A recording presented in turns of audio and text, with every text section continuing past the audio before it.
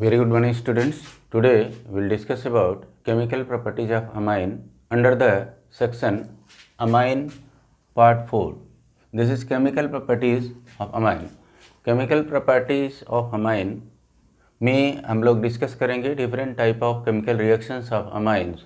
Amine 1 degree का है, 2 degree का है, 3 डिग्री का है. तो बेसिकली हम प्राइमरी अमाइंस 1 डिग्री अमाइंस के प्रॉपर्टीज़ के बारे में डिस्कस करेंगे. केमिकल प्रॉपर्टीज़ उनकी क्या होती हैं और उनकी इन प्रॉपर्टीज़ को शो करते समय हम किन कंडीशन को ध्यान में रखते हैं. सो आइए देखते हैं, वन बाय वन डिटेल करते हैं.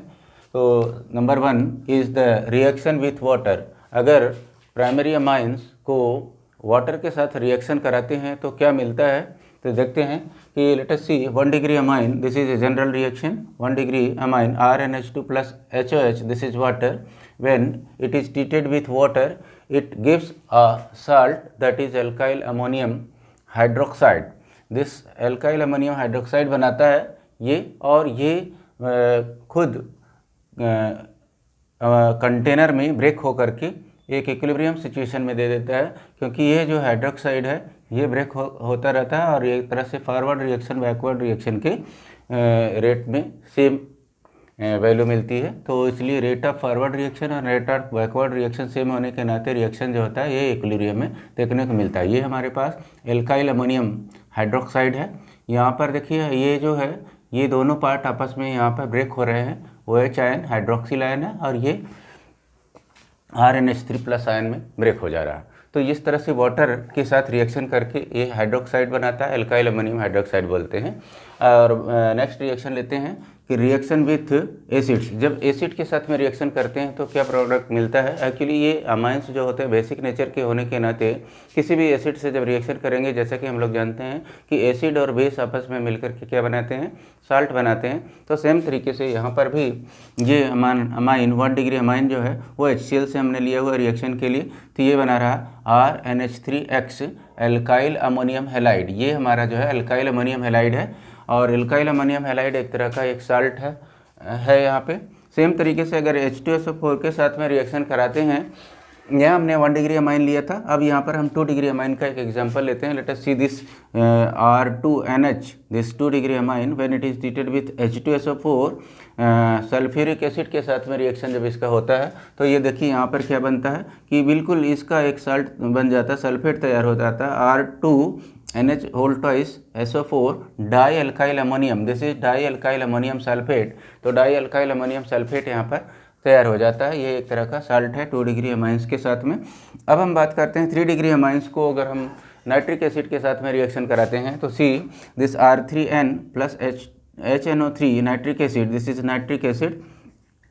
तो नाइट्रिक एसिड के साथ में रिएक्शन कराने पर सेम तरीके से साल्ट मिलता है. तो R3NHNO3 ये हमारे पास ट्राई एल्काइल अमोनियम नाइट्रेट मिलता है. यहाँ पर ये साल्ट है हमारा, ये साल्ट तैयार हो जाता है.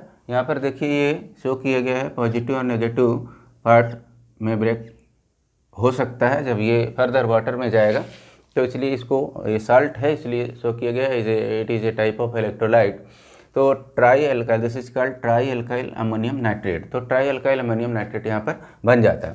आइए देखते हैं कि अगर हमारा एरोमेटिक अमाइन है, एनिलीन हमने यहाँ पर लिया हुआ है, तो HCl के साथ में ट्रीट करते हैं. ये भी एनिलीन भी एक तरह का बेस है. तो एसिड, ये एक तरह का एसिड है. तो एसिड हमारा जो है इसके साथ में रिएक्शन करने पर एनिलीनियम क्लोराइड बनाता है. ये एनिलीनियम क्लोराइड एक तरह का साल्ट है और ये एरोमेटिक साल्ट है. तो इस तरह से ये हमारा ये एरोमेटिक साल्ट तैयार हो गया, एरोमेटिक साल्ट. तो इस तरह से हमने ये देखा कि ये एरोमेटिक साल्ट यहाँ पे बन गया एनिलीन के थ्रू जब रिएक्शन कराते हैं. तो यहाँ पर अगली रिएक्शन हम लेते हैं कि जब हम एल्काइलेशन कराते हैं, अमाइंस का एल्काइलेशन कराते हैं, तो एल्काइलेशन का मीन्स कि एडिंग अप एल्काइल ग्रुप. यहाँ पर अमाइंस में एल्काइल ग्रुप ऐड करने के लिए हम क्या करते हैं, एल्काइल हैलाइड से ट्रीट कर देते हैं. जब एल्काइल हैलाइड, देखिए ये हमारा क्या है, एल्काइल हैलाइड है. एल्काइल हैलाइड या एल्काइल हैलाइड है एक तरह का जो ब्रोमाइड, एल्काइल ब्रोमाइड का है. तो यहाँ पर इसको हम रिएक्शन कराते हैं 1 डिग्री अमाइन को. तो ये लगातार रिएक्शन होता रहता है, 1 डिग्री 2 डिग्री 3 डिग्री में कन्वर्जन होता रहता है। तो जब कंटेनर में सफिशिएंट अमाउंट में अमाइंस और एल्काइल हैलाइड प्रेजेंट होता है तो 4 डिग्री तक इसमें ऑब्टेन हो जाता है। तो देखिए यहाँ पर क्या होता है कि RNH2 को हम RBr से रिएक्शन कराते हैं तो यहाँ पर क्या होता है NH2 का एक H निकल करके HBr बना देता है और ये हमारे पास आ जाता है R2NH मिल जाता है। सेम तरीके से जब फिर से R2NH को RBr से रिएक्शन कराते हैं तो एक HBr यहाँ से फिर से बाहर निकल जाता है, ये वाला हिस्सा जो है इसके साथ में निकल जाता है तो ये बन जाता है R3N बन जाता है और R3N ये हमारा 3 डिग्री अमाइन है और HBr यहाँ से बाहर हो जाता है। फर्दर अगर हम देखें यहाँ पर चूँकि लोन पेयर ऑफ इलेक्ट्रॉन यहाँ प्रेजेंट होता है तो अगर फिर से एक एल्काइल हैलाइड का रिएक्शन यहाँ पर किया जाता है तो होता क्या है कि ये 3 डिग्री अमाइंस जो बन रहा है उसमें से भी आगे रिएक्शन होने के बाद ये 3 डिग्री अमाइन फर्दर, अब चूँकि यहाँ पर हमारे पास हाइड्रोजन बचा नहीं तो यहाँ निकल चुका है तो इसलिए सीधे क्या करता है कि ये RBr सीधे यहाँ से अटैच होकर के R3 था तो एक R और आ गया तो R4 हो गया और NBr बन गया। तो ये 4 डिग्री अमाइन साल्ट है या फिर आप कह सकते हैं कि क्वाटर्नरी अमोनियम साल्ट भी बोलते हैं इसको, क्वाटर्नरी अमोनियम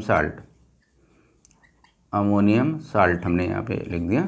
तो इस तरह से हम इसको क्वाटर्नरी अमोनियम साल्ट पा जाते हैं इसमें से। तो ये एल्काइलेशन रिएक्शन है एक तरह की और लगातार ये रिएक्शन जो है एल्काइलेशन रिएक्शन कंटिन्यू होती रहती है। कंटेनर में अगर सफिशिएंट अमाउंट में हमारे पास अमाइंस और एल्काइल हैलाइड होता है तो रिएक्शन कंटिन्यू रहती है। आइए देखते हैं कुछ और रिएक्शन, एसाइलेशन रिएक्शन के बारे में बात करते हैं। एसाइलेशन रिएक्शन हम यहाँ पर लेते हैं एलिफैटिक के लिए लेते हैं और अमाइन जो हमारा एरोमेटिक है उनमें से दोनों में देखते हैं क्या प्रोडक्ट बनता है। तो सबसे पहले हमने लिया हुआ 4th रिएक्शन हमारी है acylation of aliphatic amines. Aliphatic amine ये देखिए यहाँ पर हमने लिया हुआ C2H5NH2 जहाँ पर इसको हम एसाइल क्लोराइड से रिएक्शन कराते हैं। एसाइल क्लोराइड से रिएक्शन कराने पर देखिए यहाँ पर हो क्या रहा है कि इस अमाइन का एक H निकल करके यहाँ से चला जाता है और ये इसके Cl के साथ में कंबाइन कर लेता है। तो आप देखिए कि यहाँ पर इस Cl के साथ कंबाइन करने से HCl हो गया बाहर, ये हो गया और यहाँ पर बचा हुआ हिस्सा कंबाइन कर लेता है तो बन जाता है हमारा N-इथाइल एसीटामाइड। N-इथाइल एसीटामाइड यहाँ पर आपके पास एक प्रोडक्ट मेन प्रोडक्ट के फॉर्म में मिल जाता है। सेम तरीके से अगर मैं एरोमेटिक अमाइन की बात करूं तो वहां पर भी 5th रिएक्शन देखिए एसाइलेशन ऑफ एरोमेटिक अमाइन। यहाँ रिएक्शन होता है ये एनिलीन की हमने रिएक्शन कराया हुआ है जो कि एसाइल क्लोराइड के साथ में, तो एसाइल क्लोराइड के साथ में रिएक्शन करा रहे हैं। तो यहाँ पर देखिए सेम तरीके से यहाँ पर भी इसका H यहाँ से निकल जाएगा, HCl बन करके बाहर हो जाएगा और फिर बाकी पार्ट यहाँ से कंबाइन कर लेंगे। तो देखिए यहाँ पर क्या हो रहा है कि ये अमाइन में से एक H यहाँ से निकल गया और बाकी दूसरा H बचा रहा है और सीधे दूसरा ये COOCH3 वाला हिस्सा यहाँ पे आकर ज्वाइन कर लिया। तो इसको हम बोलते हैं N-फेनाइल एसीटामाइड। तो इस तरह से N-फेनाइल एसीटामाइड यहाँ पर प्रिपेयर हो गया। आइए देखते हैं एक और रिएक्शन लेते हैं, रिएक्शन विथ एल्डिहाइड। अगर हम एल्डिहाइड के साथ में रिएक्शन कराते हैं अमाइंस का तो बेसिकली अमाइंस के साथ में जब रिएक्शन होता है एल्डिहाइड का तो एक तरह का बेस तैयार होता है जिसको हम सिप्स बेस बोलते हैं और ये ऑर्गेनिक केमिस्ट्री में टेस्टिंग पर्पज के लिए बेसिकली यूज किया जाता है। जब हम डिस्टिंग्विश करना चाहते हैं कि हमारे पास ये किस टाइप का अमाइन है तो उसकी टेस्टिंग के लिए बेसिकली इसका यूज किया जाता है। सिप्स बेस के साथ में टेस्टिंग देखिए होता है और ये टेस्टिंग पर्पज़ के लिए सिप्स बेस तैयार किया जाता है। तो आइए देखते हैं रिएक्शन में क्या हो रहा है। यहाँ पे हमने लिया हो इथेनल। इथेनल के साथ में जब हम इथाइल अमाइन की रिएक्शन करा रहे हैं तो यहाँ पर क्या हो रहा है इथाइलिडीन इथाइल अमाइन बन जाता है जो एक तरह का सिप्स बेस के रूप में जाना जाता है। ये एक तरह का बेस है जो डिस्टिंग्विश करने के लिए दो कंपाउंड को ये यूज किया जाता है। तो इस तरह से हमने यहाँ पर भी तो 6 रिएक्शन हमने लिया। अभी और भी रिएक्शन लेते हैं। 7th reaction, this is reaction with chloroform. Amines का क्लोरोफार्म के साथ जब हम रिएक्शन करते हैं तो क्या मिलता है, आइए देखते हैं कि when 1 degree amine is treated with chloroform in presence of alcoholic KOH, alcoholic KOH के साथ में अगर इसे हीट करते हैं तो क्लोरोफार्म के साथ में हीट करने पर ये हमारा एल्काइल आइसोसाइनाइड बना देता है। This is alkyl isocyanide, alkyl isocyanide, isocyanide बन जाता है। तो इस तरह से और 3KCl और 3H2O यहाँ से रिमूव हो जाता है। उसके बाद हमारा जो नेक्स्ट पार्ट आता है ये है, अगर यही सेम चीज़ एरोमेटिक अमाइन है तो सेम तरीके से एनिलीन हमने यहाँ पे लिया है, क्लोरोफॉर्म के साथ में रिएक्शन कराने पर in the presence of alcoholic KOH, यहाँ से एल्कोहलिक KOH लेने पर हीट करते हैं तो यहाँ पर हमारे पास फेनाइल आइसोसाइनाइड मिलता है। तो फेनाइल आइसोसाइनाइड यहाँ पर एक तरह का हमारे पास आइसोसाइनाइड प्रोडक्ट यहाँ जनरेट हो रहा है। KCl और H2O यहाँ से एक बाई प्रोडक्ट के फॉर्म में रिलीज हो जाता है।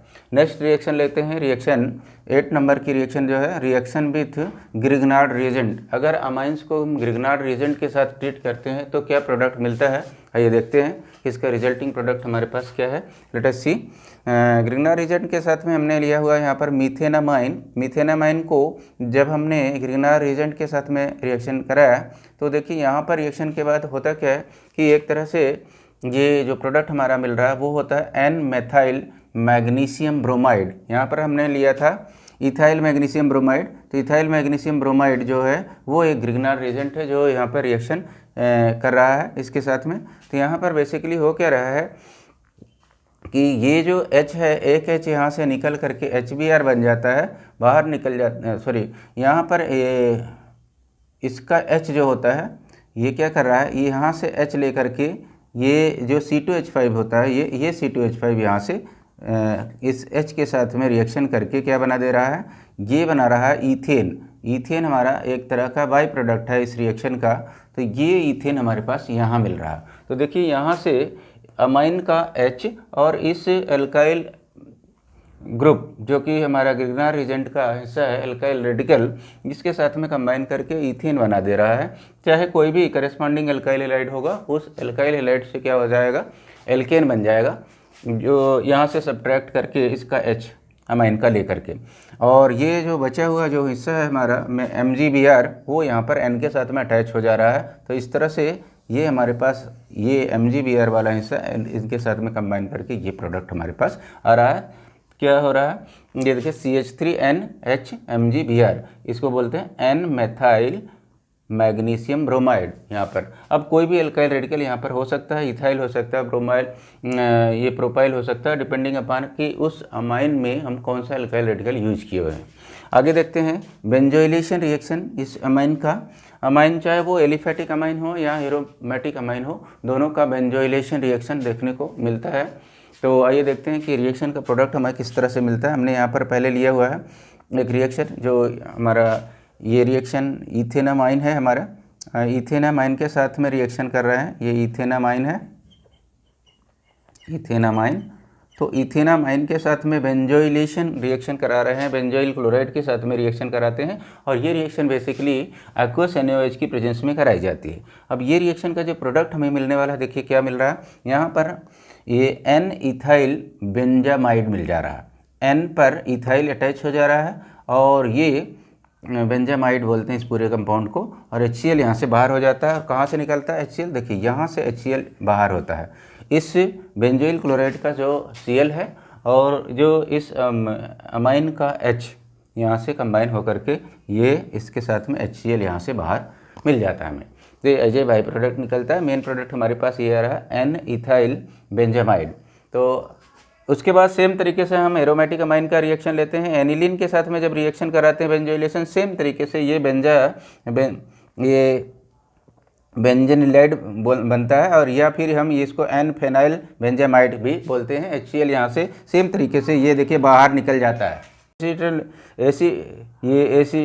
एसिटल स्टल्डिमाइन बन जा रहा है। एसिटल्डिमाइन जो यहाँ पर बन रहा है, इस एसिटल्डिमाइन को एसिड हाइड्रोलिसिस करेंगे तो इथेनॉल बन जाता है। इथेनॉल एक तरह का हमारा एल्डिहाइड प्रोडक्ट होता है। एलॉन्ग विथ अमोनिया गैस ये हमारे पास जनरेट होता है, जो ऑक्सीडेशन प्रोडक्ट होता है। तो इस तरह से ऑक्सीडेशन प्रोडक्ट हमारे पास आ रहा है। जब भी कोई भी 1 डिग्री अमाइन को हम ऑक्सीडाइज करते हैं तो वहाँ पर सबसे पहले एक प्रोडक्ट मिलता है, सब प्रोडक्ट, जो कि ऑक्सीडेशन के ऑक्सीडेशन का प्रोडक्ट होता है। और उसी की जब हम एसिड हाइड्रोलिसिस करते हैं तो हमारे पास एक मेन प्रोडक्ट मिल जाता है जो इथेनॉल या कोई भी एल्डिहाइड के प्रोडक्ट के फॉर्म में मिल जाता है अलॉन्ग विथ अमोनिया फॉर्मेशन। तो आज के लिए इतना ही। नेक्स्ट क्लास में कुछ और सीखेंगे। Thank you for today.